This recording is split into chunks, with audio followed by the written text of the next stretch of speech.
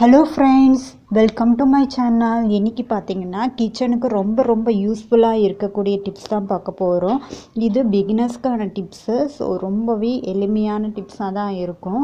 நிறைய பேருக்கு தெரிஞ்சிருக்கும். பட் பிகினர்ஸ்க்காக இந்த டிப்ஸை உங்கள் கூட ஷேர் பண்ணிக்கிறேன்.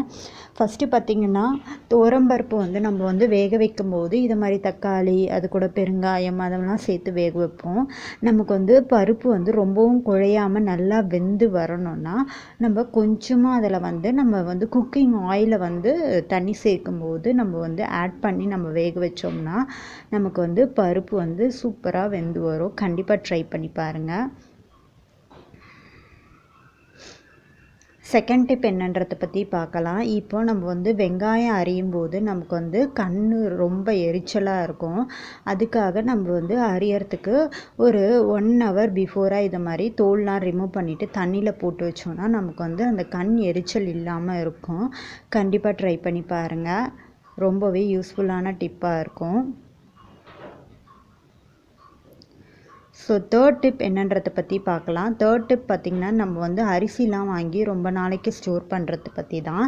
இப்போது நம்ம அரிசி வாங்கி ஸ்டோர் பண்ணும்போது அந்த கண்டெய்னரில் இதை மாதிரி ஒரு 2லேருந்து ஒரு 3 வரமிளகாய் வரைக்கும் நம்ம போட்டு வச்சோம்னா நமக்கு அதில் வண்டு பூச்சி எதுவும் வராமல் இருக்கும். ரொம்ப நாளைக்கு நல்லாயிருக்கும். கண்டிப்பாக ட்ரை பண்ணி பாருங்கள். மிளகாய் நல்லா காஞ்சி இருக்கணும். அதுக்கப்புறம் நெக்ஸ்ட் டிப் என்னன்றதை பற்றி பார்க்கலாம். இப்போ நம்ம வரமிளகாய் வாங்கிட்டு வந்தோடனே நல்லா ஒரு நாள் ஃபுல்லாக வெயிலில் காய வச்சுட்டு அதில் இருக்க விதையெல்லாம் நம்ம வெளியில் எடுத்துகிட்டு இதை மாதிரி 2ஆக உடச்சி நம்ம எந்த பாக்ஸு ஸ்டோர் பண்ணுவோமோ அதை மாதிரி ஸ்டோர் பண்ணி வச்சுக்கலாம். அப்போ தான் நமக்கு குக்கிங் பண்ணும்போது நமக்கு இதெல்லாம் எடுக்க வேண்டிய வேலை இருக்காது. நம்ம அந்த விதைலாம் அந்த டைமில் கீழே சிந்தும். அதை மாதிரி சிந்தாமல் நம்ம ஜஸ்ட்டு ஒரு 2 வரமிளகாய் வேணும்னா அதுக்கான தேவையானதை மட்டும் எடுத்து நம்ம தாளிச்சிக்கலாம். ரொம்பவே யூஸ்ஃபுல்லான டிப்பு. நமக்கு இது கொஞ்சம் டைம் சேவிங்காக இருக்கும். கண்டிப்பாக ட்ரை பண்ணி பாருங்கள். ஆல்ரெடி நம்ம சேனலில் நிறைய வீடியோஸ்லாம் போட்டிருக்கேன். டிப்ஸ் வீடியோஸ்லாம் பார்க்காதவங்களுக்கு கமெண்ட் செக்ஷனில் பின் பண்ணியிருக்கேன். செக் பண்ணிக்கோங்க. அண்ட் டிஸ்கிரிப்ஷன் பாக்ஸ்லேயும் ஆட் பண்ணுறேன். ரொம்பவே யூஸ்ஃபுல்லாக இருக்கும். ஸோ நெக்ஸ்ட் டிப் என்னன்றதை பற்றி பார்க்கலாம்.